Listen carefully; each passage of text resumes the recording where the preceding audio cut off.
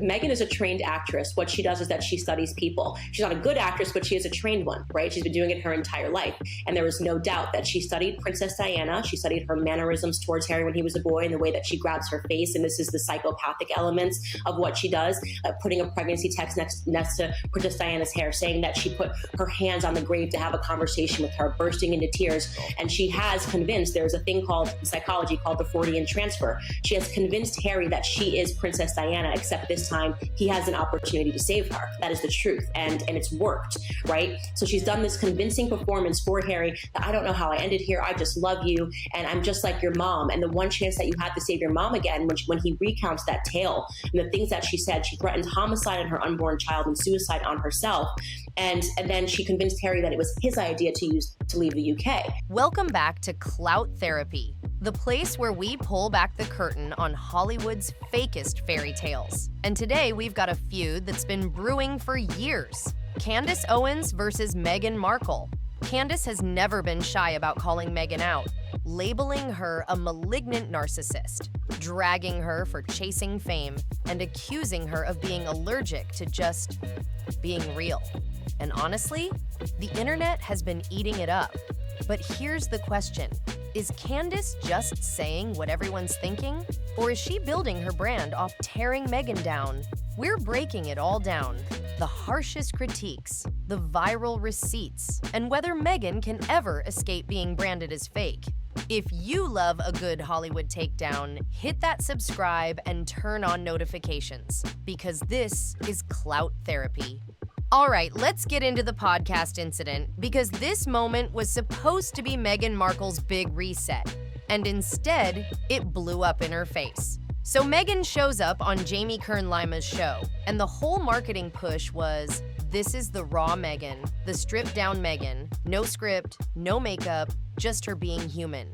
It was supposed to feel intimate, like she was finally dropping the act and letting the world see her true self. And sure enough, she leaned right into that image. She sat there, eyes brimming, voice breaking, and eventually tears running down her face as she talked about how hard it's been to be misunderstood. But here's where it all went sideways. Instead of inspiring sympathy, people online immediately started picking it apart. Viewers noticed the lighting, the camera angles, even the way her tears seemed to fall right on cue. And let's be real, the whole no makeup thing didn't land either. Side-by-side screenshots popped up showing foundation, mascara, and contour. TikTok creators joked, if this is no makeup, then I've been doing it wrong my whole life. The internet didn't see authenticity. They saw a performance dressed up as vulnerability. And within hours, the clips weren't trending as emotional breakthroughs. They were trending as memes. People were putting laugh tracks over her crying, editing it into skits, and treating the whole moment like a staged audition. And this is exactly where Candace Owens stepped in and hammered harder than anyone else. Candace called it crocodile tears. She said Meghan wasn't being vulnerable. She was rehearsing. She accused the entire setup of being a PR stunt, carefully staged to flip Meghan's image from cold and calculating into soft and wounded. Candace even went after the so-called no makeup claim, calling it yet another lie designed to manipulate how Meghan comes across. Her final verdict: Meghan doesn't know how to be real. Every moment, every tear, every pause, it's all performance. She's not sharing her pain, she's selling it. And that's why this podcast hits so hard. Because for Meghan, this was supposed to be the moment where people finally saw her humanity. But Candace, and honestly, much of the internet, flipped it on its head. Instead of seeing Meghan as relatable, they saw her as fake. Instead of sympathy, she got mockery. And once again, the narrative became the one Meghan's been running from for years, that she's not authentic, she's acting. And when even your most raw moment turns into a punchline, that's when you know the performance isn't landing anymore. Now let's get into the victim narrative, because if there's one critique Candace Owens never let slide, it's Meghan Markle's habit of painting herself as the ultimate victim. Candace says this is Meghan's go-to move, her entire playbook. No matter what's happening, Meghan manages to spin the story so that she's the one who's been wronged. And sure, everyone faces struggles. But here's the kicker. Meghan is saying this while living in palaces, walking red carpets, and cashing checks most people could only dream of. That's what makes it so hard for critics to swallow. One of the most infamous examples? Meghan comparing her life as a working royal to being in the trenches. Yes, literal trenches. Candace tore into that line, calling it delusional and downright insulting. She pointed out that real people fight wars. Real people struggle to pay rent. Real people don't have private jets waiting on standby. For Candace, Meghan crying about castle life is the ultimate slap in the face to anyone dealing with actual hardship. And she argues that this is Meghan in a nutshell. Exaggerate the pain, dramatize the struggle, and then wait for the sympathy to pour in. But here's where it gets even deeper. Candace says Meghan has weaponized victimhood. It's not just random complaints, it's a strategy. Every interview, every podcast, every Netflix special has the same beats. I was silenced. I was attacked. I was never accepted. Candace's take? This isn't vulnerability. It's manipulation. By constantly framing herself as the wounded one, Meghan gets to dodge accountability while still holding on to the spotlight. It's like she's rewritten the princess role into a permanent damsel in distress. And the internet? They've started catching on. That's why every time Meghan cries or claims she's been mistreated, it sparks more mockery than empathy. People remember the palaces, the luxury, the fame, the power. They don't see a victim. They see someone who had it all and still wants to be pitied. Candace has said flat out, the tears, the metaphors, the dramatic comparisons, they're not genuine. They're calculated. And in her eyes, Meghan isn't showing resilience. She's just performing pain on cue. And that's why this narrative hits so hard. Because for Candace, Meghan Markle doesn't represent authenticity or strength. She represents a never-ending performance, where the victim card is her favorite script. And when you play that card too many times, eventually people stop buying the act. All right, let's break down Meghan's so-called work ethic, because this is another area where Candace Owens loves to drag her. Meghan has painted herself as this tireless superwoman. She's a mother, a brand builder, a Netflix producer, a humanitarian, and she wants the world to know she's grinding nonstop. But here's the problem. The receipts don't exactly match the story. Meghan has given interviews about how exhausting it is to run Archewell, about late nights writing, about pouring her heart into projects. She's even talked about little things like crafting Instagram captions as part of the hard work it takes to maintain her brand. And that's where Candace swoops in, mocking those claims, saying that if caption writing is your version of hustle, then you've officially lost touch with reality. And then came the bombshell, the tax filings. According to public documents, Meghan and Harry's Archewell Foundation reported just one single hour of work per week, 1 hour, for an organization that's supposed to be driving global change. And Candace had a field day with that. She said it was the smoking gun proving Meghan's version of hard work is nothing more than PR spin. To Candace, it's the ultimate disconnect. Meghan projecting this image of being an overworked, overwhelmed boss woman, while the actual paperwork shows almost no effort at all. And that's why Candace keeps hammering this point, because in her eyes, Meghan doesn't live in reality. She doesn't know what a real grind looks like, yet she wants the credit, the praise, the applause for being a powerhouse. For Candace, Meghan's work ethic isn't about results. It's about optics. It's about selling an image of authenticity, when the numbers, the output, and the receipts tell a completely different story. And that's why this critique stings so much. It exposes Meghan's brand not as hard work, but as carefully packaged theater. Now we've got to talk about the failed ventures, because Candace Owens never lets Meghan forget them.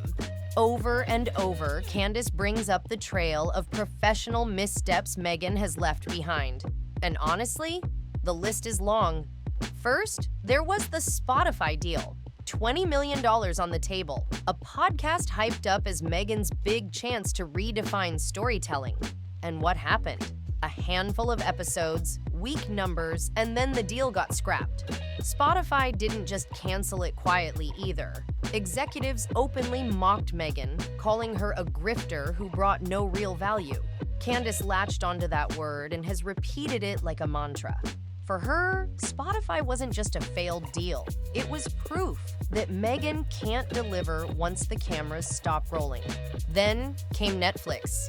Meghan and Harry signed that massive contract promising groundbreaking content that would shake up Hollywood.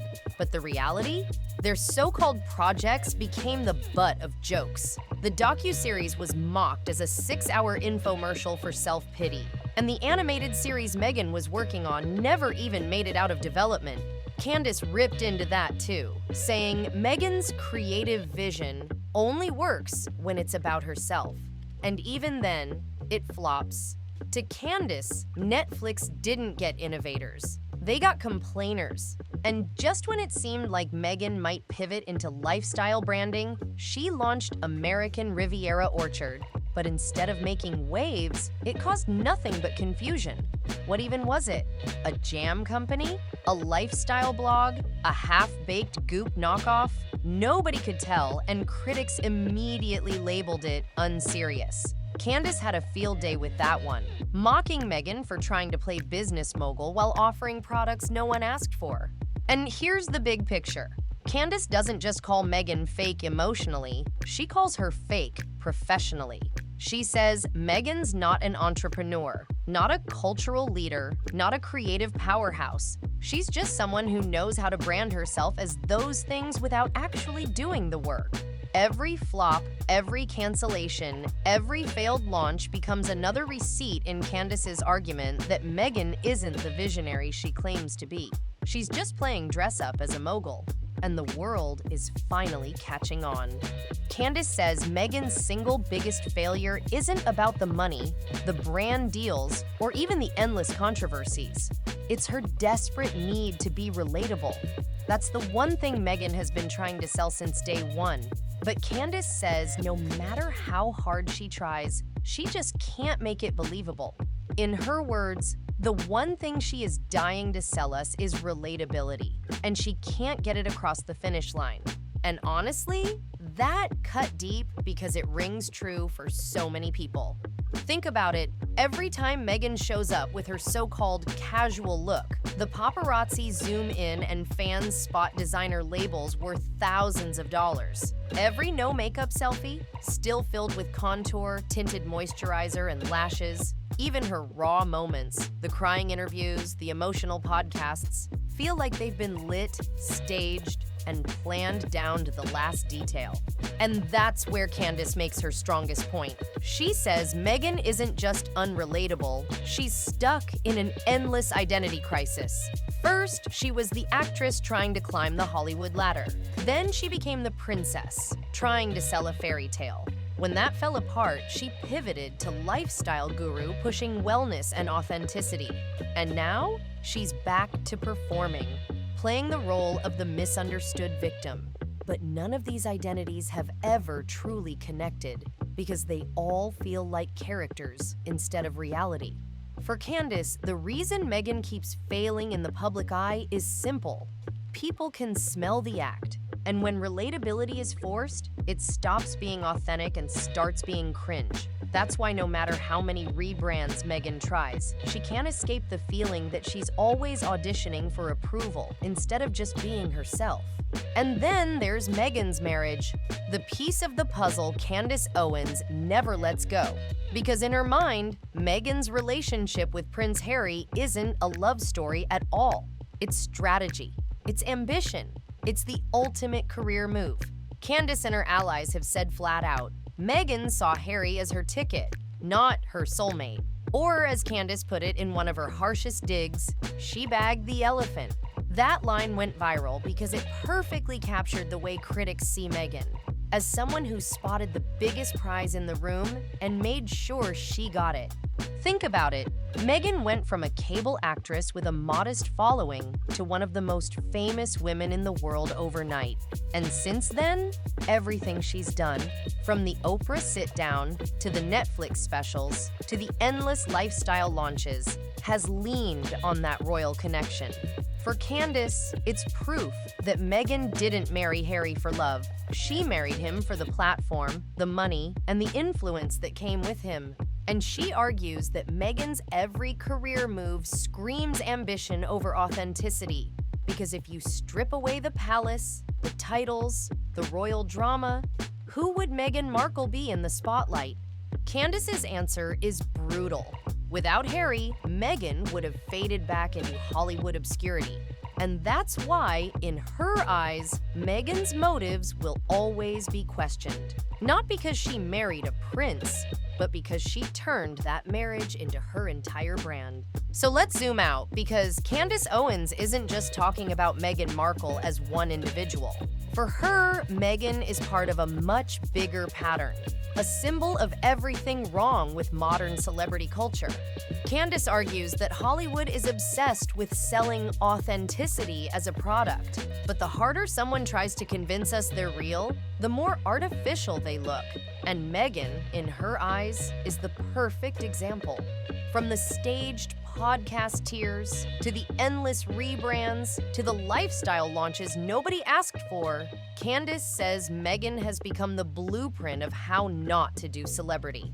It's not about vulnerability, it's about performance. Not about relatability, but about image. And in that sense, Meghan stops being just Meghan. She becomes a cautionary tale, a warning about how chasing fame, attention, and realness can backfire when the audience stops believing you. For Candace, Meghan isn't just failing as a royal or a celebrity. She's failing as a brand, because the one thing she's trying to sell, her humanity, is the one thing no one's buying. And that brings us to the bottom line. Candace Owens' critique of Meghan Markle can be summed up in 3 words: fake, manipulative, unrelatable. She says Meghan performs pain instead of feeling it, sells hard work she doesn't do, and plays the victim while living in luxury. But here's the real question. Is Candace right? Is Meghan Markle truly incapable of being authentic, or is this just another example of critics tearing down a woman in the spotlight? Let me know what you think in the comments, because I know you've got opinions. And don't forget to like, subscribe, and hit that bell so you don't miss the next Clout Therapy Deep Dive.